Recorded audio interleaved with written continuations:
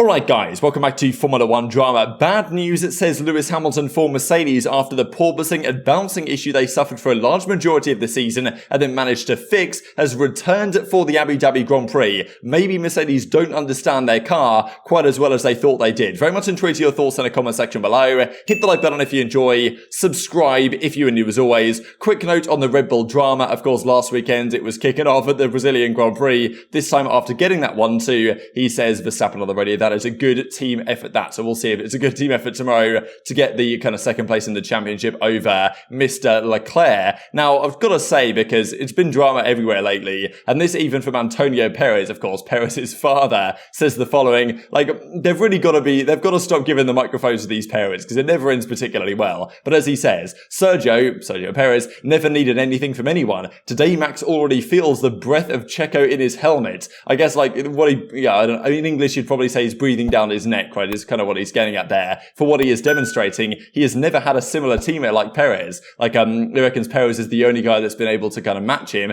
Checo wins the races that Max can't. The really hard, I mean, this is quite the statement, right? The really hard ones. So it says that, Monaco and Singapore that he won this season, those are the races that Checo wins, and Max doesn't win the hard races, he only wins the easy races, right? So, look, it's Perez's father, he's going to say what he's going to say. It makes sense that he's going to say something to this effect, but still kind of spicy nonetheless, right? With the whole drama that's gone on at Red Bull, and maybe it's all sunshine and rainbows again now that I like to say every single video, but more than likely there's still something going on next season, especially because Perez was pretty close to Verstappen today. Without a mistake at the final corner, Perez would have been probably about a tenth off Verstappen, which is not bad at all considering his pace differential so far this season. So Perez trying to make sure that he can, try and challenge Verstappen for the title next season. Now, speaking Daniel Ricciardo quickly, because Helmut Marko leaked yesterday, pretty much confirmed that Ricciardo was going to be their third driver, and then he went on to say afterwards, no, I didn't say that, guys, apologies, I didn't mean to say that or whatever. And turns out, of course, Helmut Marko leaked this. Now, Christian Horner was asked about this, obviously, in a press conference, and he said, yes, Daniel will be joining us if he actually signs the deal. So he said there's been no deal signed yet between Ricciardo and Red Bull to be their third driver. Rumour has it he might not actually be the reserve driver, he might just be like the kind of second reserve driver, because I think what he plans to do is not be at every race as he describes here. He reckons it's getting close, it's the most likely thing he's going to do. He's going to next season do some,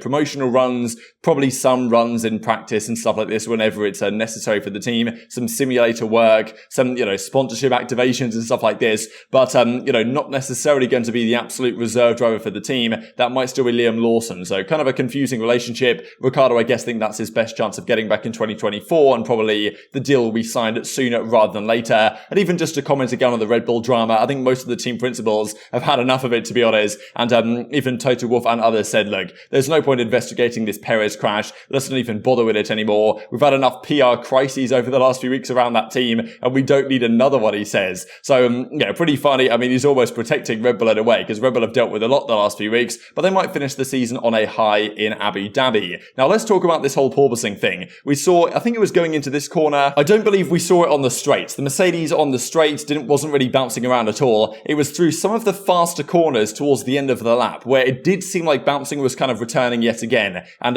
we saw it for a few cars this weekend, the McLaren for sure, and even the Mercedes at places was bouncing up and down. Now, hitting the floor of the car on the surface of the track is not exactly a new thing, but it's this aerodynamic phenomenon where, because of the ground effect, when you go, especially around corners, Mercedes seem to have had it after they fixed the issue in a straight line, is that because of the load going through the car on a certain side, the way the aerodynamics work, it sucks the ground to the car or to the floor, and then of course the aero kind of loses that ability of that traction and then raises it up again. So that was the thing, right? Mercedes were losing 6/10 on the straights, but they were also losing 2/10 in the corners, and you thought there'd have been a trade-off there, right, in terms of gaining back on Red Bull. Wasn't really the case though, right? They were still losing time, maybe because their car's bouncing around and therefore generating less downforce from the underside of the car. So Hamilton is obviously not happy about this. He says in the interview, the bouncing is back with a vengeance. We haven't had it for quite some time. They thought that they solved it, but now it's back again. Now, could track conditions play a part in this? More than likely, yes. This track is at sea level, so the air is thicker than it was in Brazil and in Mexico as well. It's a different kind of surface, especially running the high downforce they had on the Mercedes. The surface is bumpier anyway, and that was the thing. Is it bouncing? Is it porpoising? The porpoising is the aerodynamic thing. The bouncing is more like the track is bumpy, and therefore with the stiff suspension, you bounce around a lot naturally. So that's kind of what Mercedes and the other teams kind of became into in the latter half of the season. They might bounce a bit, but they don't porpoise because they thought they solved that. Hamilton isn't quite so sure yet that they did. Now, there hasn't been any comments on this yet, at least as a recording from the Mercedes engineers, as to whether they see things differently or whether they think that, yeah, that's kind of just expected in that particular corner based on the surface of the track and how it's kind of a bumpy track. But I was listening to the audio when, Hamilton and the Mercedes would go through that kind of second to last corner and compared to when Red Bull would go through that corner. And the kind of scraping of the floor of the car on the surface was definitely not the same. The Red Bull could do it better. Now, the key thing is with these cars, you want to run them low to the ground. And if you can do that, you can generate more downforce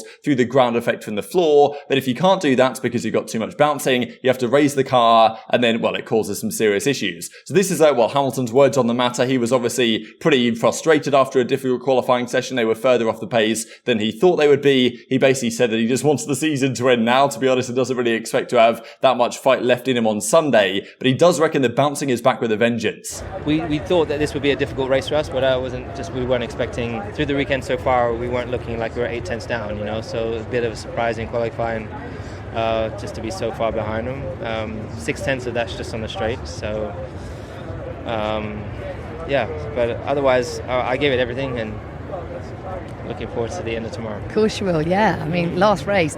Just tell us, bouncing issue, braking issue today, just expand on those for us if you will. Well, bouncing is back with a vengeance, and we did not want to hear that. No. Yeah. So bouncing is back, and that's definitely losing us time. But otherwise, we're just pretty slow on the straight. But then I had some brake problem. We've had it most of the year, just with the brake discs separating in brake temperature. So when you hit the brake, the car pulls one direction. Like if you've got going into turn 5, the car's pulling to the right, and it's a left-hand corner, so it's not ideal. Well, hopefully all things come together tomorrow for a great race. Good luck. Thank you. So, of course, this was a key issue at the start of the season. This is even back in Bahrain, right? Where all over the place, his head was just bouncing around all the way down the straight. And we saw it with, many different teams as well that were suffering this issue at the start of the season. Red Bull seemingly kind of got away with it. The other teams, they weren't in such the same boat. And it was really Baku that kind of got everyone talking about this. Hamilton could barely get out of his car at the end of the race, was really struggling. Horner said that he was just playing up for the cameras, but, that's classic Formula One drama, I suppose. And he was very clearly struggling on the straights there, not just the aerodynamic porpoising, but also the bouncy nature of that track anyway, because it's a street circuit, right? It's just an actual motorway in general. It's not maybe the greatest surface to run Formula One cars on, was causing some issues. After this, the technical directive came in to try and deal with the problem. Next year, I think the leading edge of the floor is going to get kind of mandated by the rules to be raised by 5 millimeters. So that might help the issue as well. But, of course, as he said at the time, my back is kidding me. So what do you guys think this is for Mercedes? Right? Is this the porpoising issue returning? I think we saw a bit of it in quali. It wasn't the same in a straight line. They've obviously fixed that issue. And even back in Spain, though, their car kind of stopped porpoising in a straight line. That was the 5th or 6th race of the season back then. It was okay in a straight even back then, but in the corners, it was still bouncing around. They kind of tuned that out as the season progressed. Certainly in Brazil, it was absolutely fine, but slightly different conditions, different altitudes, different type of track, different setup. And so maybe there is still one more thing that I understand about the car. That has been one of the big talking points of this season so far, that Russell and Hamilton and other engineers at Mercedes have said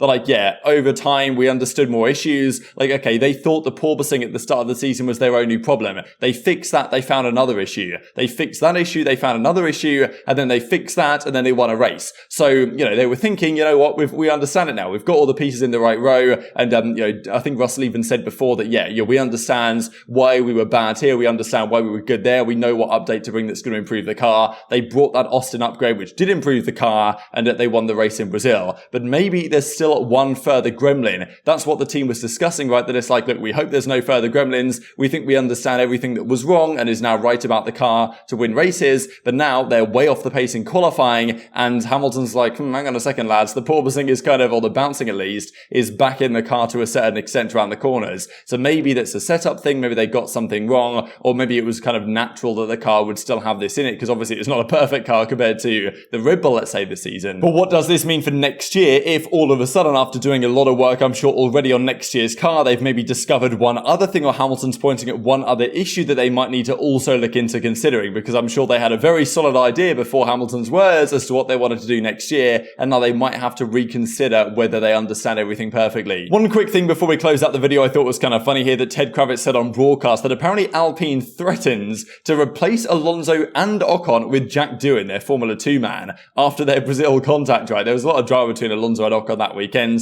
Ocon has, not been the best teammate this season, let's be perfectly honest. But it's funny because Alonso's leaving anyways. What are you going to do with him? Yeah, apparently they've both been threatened, and Ocon's the only man to be staying. Now look, if you keep messing around here and screwing over your teammates, like Doohan's coming in and you're getting binned off. So yeah, I thought that was pretty spicy as well. But yeah, that's it for today. Very much intrigued to your thoughts in the comment section below. Hit the like button if you enjoyed. Subscribe if you're new. Take care, and I'll see you next time.